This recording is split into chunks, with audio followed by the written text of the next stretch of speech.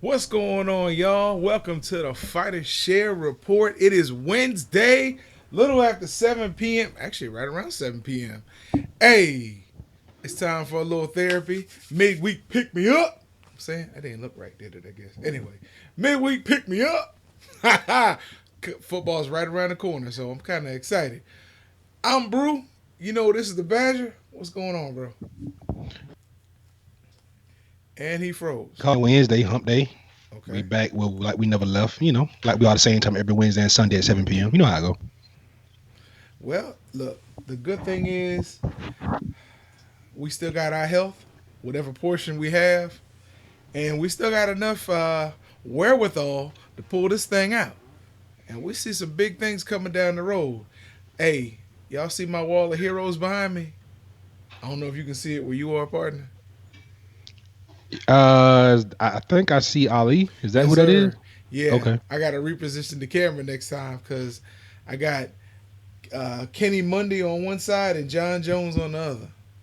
They're just my wall of combat sports heroes. Oh, look at you. Hey, trying to pay homage where I can. You know what I'm saying? Ain't no Um, wrong with that. we got to, bro. So we got about 30 seconds. What's your week been like so far? Oh man, it's kind of picked up where it ended last week. A lot of work, just trying to get certain stuff done. But unlike last week, this week I felt optimistic about Monday, and then Monday happened. I wasn't so optimistic, so I'm looking forward to this therapy session. So there we go. Wow. Okay. We got a good show for y'all lined up. Some interesting. We brought a segment back we haven't done in a while.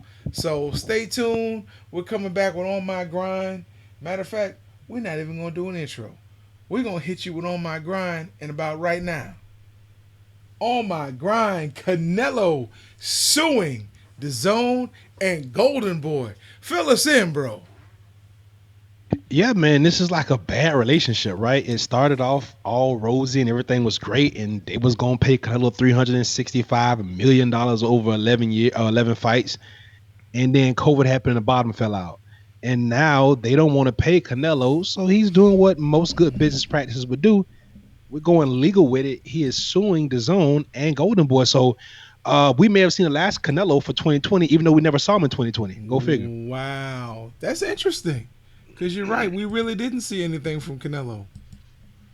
Huh. And he's suing both of them. Okay. Yeah, yeah.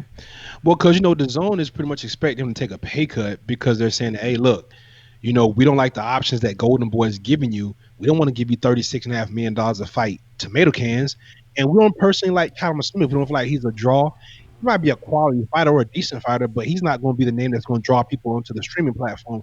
And we need eyes, we need subscribers, we need viewership. So it was like, look, we'll give you half. And I was like, hell no, y'all can give me all my coins because that's what I signed a contract to fight for. Right. Y'all should have contingencies in place for this. Y'all didn't. That's not my problem.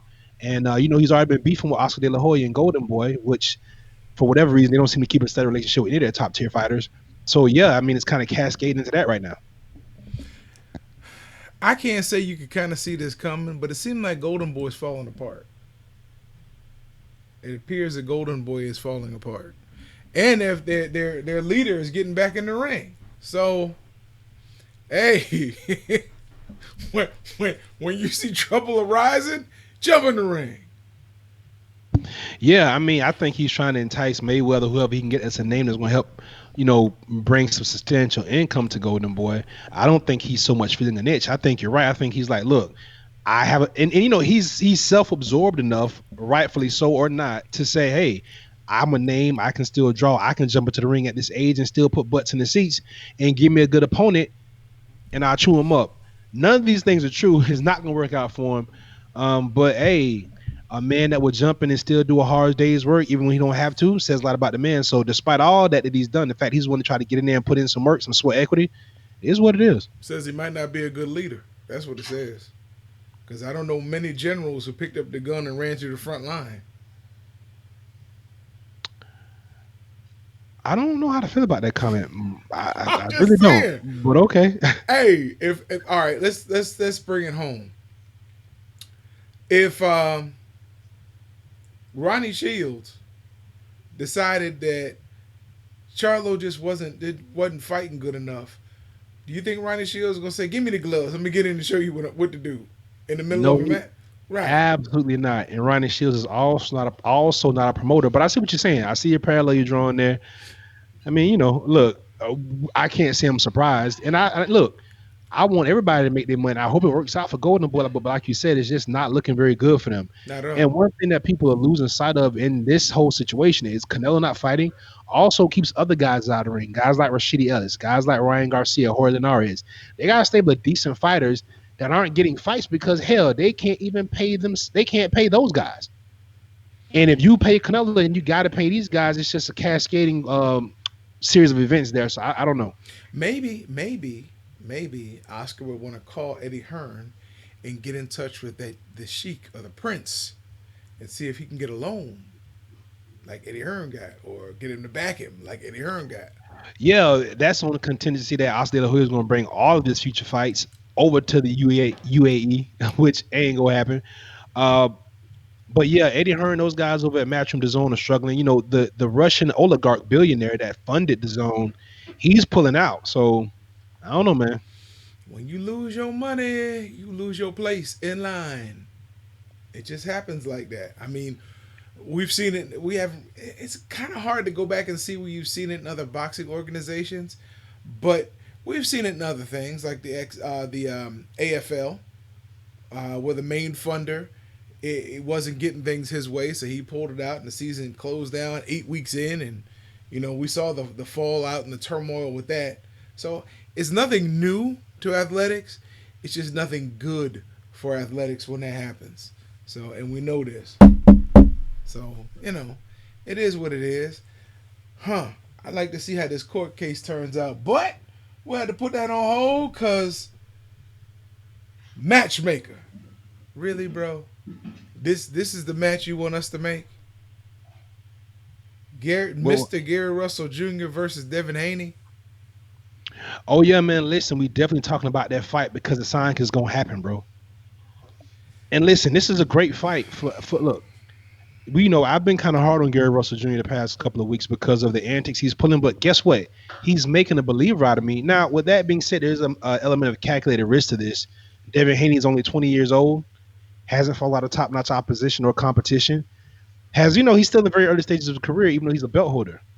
Gary Russell's coming up two weight classes to make this fight happen. He's already fulfilled the financials by saying, "Hey, if you want 1.5 mil, I'm gonna give you 1.5 mil. Let's make it happen." And dig this. This says a lot about Gary Russell. He says that he doesn't want a rematch if he loses, but he's willing to give Devin Haney a rematch if he loses. That's stupid. But okay. And I'm with my boy Gary Russell. I am. But that's not smart. I mean, I think it speaks more to his supreme confidence, man. I don't know. Either way, It's insulting. Not only can I beat you once, but I right. can beat you twice. And if you beat me, I'll go on about my business. I'll go by my business. Leave my title. This But here's the thing, though, man. This is making Gary Russell look good. I didn't understand the marketing behind this. I thought it was pretty ridiculous. But if he's willing to jump up two weight classes and fight a belt holder, yeah. then what does that seem like everybody beneath him? Tank, Leo Santa Cruz, Only one that's all done it these was guys, only all one's these done it. Go ahead, I'm sorry. no, all these guys that make excuses about weight classes, guys that are fighting in weight classes next door to each other. This man jumped two. But you know who it also makes look good for doing it? Mikey Garcia. Yeah, Mikey only went up one to fight Earl Spence, but you're right. Yeah. But Yeah. I mean, I look, mean, no, Mikey went to 47 because he was at 35, wasn't no, Mikey was at 40. Remember, he had cleared 40 out. And everybody thought that clash between him and Crawford was going to happen. And Crawford moved to he? 47. Oh And then yeah. Mikey came like a few fights later. Yeah. Ooh, so was Bud dodging him? I mean, I don't want to think, I don't want to say that, but I just want to listen. It's not about anybody else. Let's give Gary Russell Jr. credit. I am. Like, That's my homie. look, I ain't saying Bud dodged him, and I still will say that I don't think that's the fight Gary Russell wants. But hey, man, he's showing you something. He's showing you something. He's fighting a kid that everybody thinks is going to be the goods long term, and it's pretty good right now. Mhm. But listen, when you talk about experience and ability, you'd have to favor Gary Russell in this fight.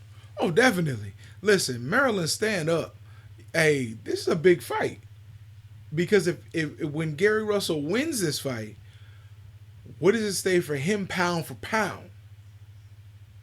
because the knock's always been he's one of the, but he can never be the best pound for pound fighter because he's fighting at 30, or was it 26? No, it was 30.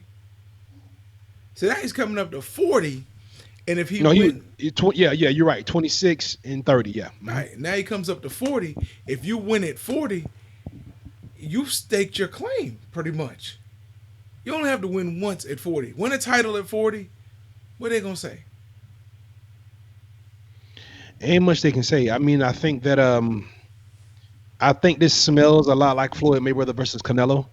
You know, you pick the young bull at the right time while he's still kind of green around the gills, Yeah, and that. But listen, it doesn't take anything away from Gary Russell. So I want to see this fight happen, man. I me hope too. Devin Haney and his pops are who they say they are, and if all the contingencies are in place, let's make this fight happen, man. Floyd would have never given Canelo a contingency with another fight. Never. Right? Yeah. The only thing that Gary Russell was a stickler on was not fighting on the zone again.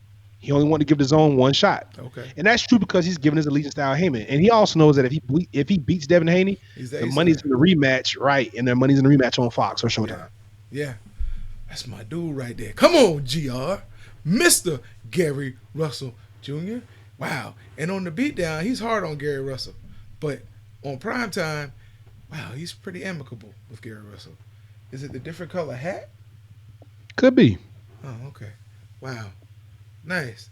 I'm just saying, I'm noticing like the whole change in attitude when it's earlier in the day.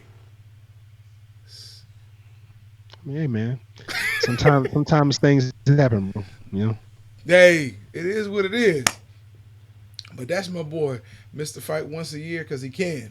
Not because he has to, because he can. We ain't gonna never agree on that, but okay. We ain't All got right. to. He's Nah, we making don't. money once a year.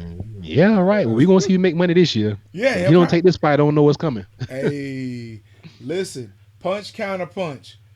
What up is a cruiser heavyweight, a super cruiserweight? Come on, now is that like a half a fat boy? That would be no. Okay, there's no such thing A as There's no such thing as a super because you got a light heavyweight, cruiserweight, heavyweight. What's this like? 225, 230? nah. From the sounds of it, it's like 190 to 220, and it sounds like they want cruiserweight to go back to 175 to 190. It's insane, bro. Listen, I That's don't know, insane, but this is strange. I don't like it initially because I think there's just too much of this going on in boxing. Too many belts, too many regional belts, too many super belts, too many world belts, too many platinum belts, and all these other belts that don't matter. Silver belts. We already went to 17 weight classes. Do we really need an 18th? I mean, this is a bit much. Well, I make I the think argument for that. Go ahead. No, go ahead. Let me hear your side because I kind of know where you're going with it. The only argument I could see is from 175 to was it 220? Was the original cruiserweight? 176 to 220? 176 to 200 was the original cruiserweight. Okay. So right now, is it to 200 or is it to 220? Oh, right now cruiserweight is 200. It's 20. Is it 200 or 205? 200. 200. Okay, because all right, I get it. Because light heavyweight is 175. Right. So okay, so 200 is. Yep. So now they're gonna throw another one in. That you know what? That's what made the heavyweight division so tough. Was if you weighed 201, 202, you were fighting guys who might have weighed 270. I don't know what the weight cap is now. 265 maybe 266. I think it's consistent with MMA. I think it's a 265, something like that, or is it? I don't think there is a weight cap. No, because Tyson was 270. Yeah, I was about to say. Yeah, Yeah. no, there is no weight cap. I mean, I guess if they're trying to mitigate the damage, but if I'm 300 pounds, my punches are gonna feel the same on a guy who's 220 as it is on 201. Yeah, for sure. I don't like I said on face. I don't like this because it's too much stuff going on, and I look at it kind of in a weird spectrum, a weird prism. You hear the clamoring for this because we're trying to figure out where a guy like Alexander Usyk fits, right? Or Yeah. Michael Hunter Jr., Yeah. right? These guys that are probably walking around at about 215, 220, But when they get in fight shit, they're more about 215, 210. Not too far from where I am. But then again, I look at guys like Deontay Wilder who fought at 217 on a couple different occasions, and won. and he's putting dudes to sleep. Yeah. So I don't know, man. I think it should stay where it is right now because to be great, you have to do great things, right? Heavy is the crown. To whom much is given, much is earned, or however that saying goes. Heavy is the head that wears the crown. Yeah. Yeah, you know, if you're the man, you got to beat the man, and sometimes you got to go in there and beat dudes that are bigger than you. Do I think Deontay Wilder can beat Tyson Fury? I think it's possible. Will he? I don't know, but I think that there's a guy that is not as big as Fury that can beat him. You know, there's smaller guys that can beat Tyson Fury. Where they are, I don't know. Tyson Fury is the exception, much like George Foreman was the exception, right? George Foreman was really big back in the day. Now he'd be an average heavyweight. I think you just gotta let it play out. It's a gladiator sport, it's a combat sport, it's blood, it's thirst, it's all those things. You gotta let these guys fight. I agree. The only argument I can see them making is, hey, let's try to lessen the concussion factor, lessen the injury factor. Let's keep them somewhere in their weight class, like you have in wrestling, collegiate wrestling, high school wrestling. You have a 185, and then you go to 220. That's still a 35-pound difference, but they were tired of when it was unlimited. They were tired of guys who were, 205, 200, 210, wrestling guys who were over 300 pounds. Then they put a 275 weight pound class, and they still said, no, we need that 220 buffer to hopefully alleviate some of the stress on the lighter guys. I get it. I just think you're making it easier, for some people. And while we close this segment out, that's true. But now think about how not the promoters, but the sanctioning bodies went off this. Now, how many more belts do you add? How many more sanctioning fees do you add? Right. So I think this is a case of, people just trying to make money. Got you. Hey, switching back to my regular background. Time for the wrap up. Any other topics you want to go back and hit, bro? No, I think that I think creating a new weight class is problematic. I get it from somewhat of a health perspective, but let's do a deeper dive into that because that might not be the case. Happy to see Gary Russell and Devin Haney possibly getting it on. And hey, man, when we going to see Cinnamon again? He'll be 31 next time we see him? Maybe 32. His birthday's like a couple days before. I think his birthday's the same day as yours, the 18th. He just turned 30, so you don't tell him when we'll see him again. This is crazy. Hey, go to Guadalajara or San Diego. You'll see him in one of those two places. Balling because he still got money. Because he got the juice. And if he wins this case, he might not fight again. Nah, they gonna make him fight. He's gonna have to pay him. We'll see. Yeah, he'll be fighting 8th graders. Oh well, some of them need to be beat. Just make sure they get a cut. Yes, they're gonna get cut. Listen, shout out to my wife. Shout out to my daughter. Shout out to my mom, my dad. Shout out to my peoples, the Red Belly, my brother. Listen, shout out to the Badger for dusting off the new hat.